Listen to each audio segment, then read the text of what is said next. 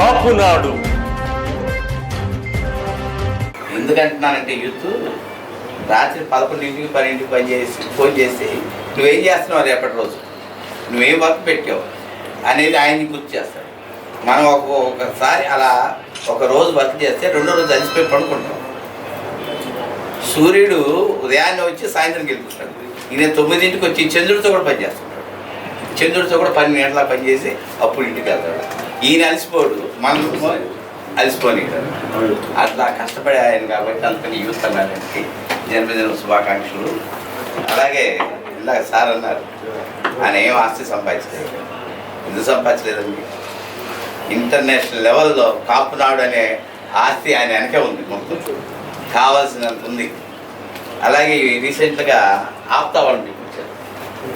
ఈ సమాజంలో లేని వాళ్ళు ఎవరైనా ఉంటే ఫారిన్ కంట్రీస్ కాకుంటే వాళ్ళకి సహాయక సహకారాలు అందిస్తూ స్కాలర్షిప్లు అరేంజ్ చేయడానికి వాళ్ళని పిలిపించి మొన్న మధ్య రీసెంట్గా చేశారు.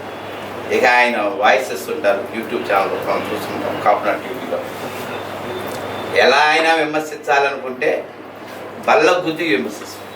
భయపడ్డ ఏంటి నిక్కచ్చి చెప్తారన్నమాట, సూటిగా.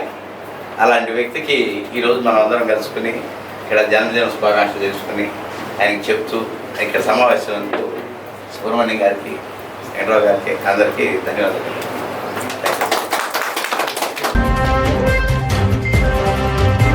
Please subscribe our channel.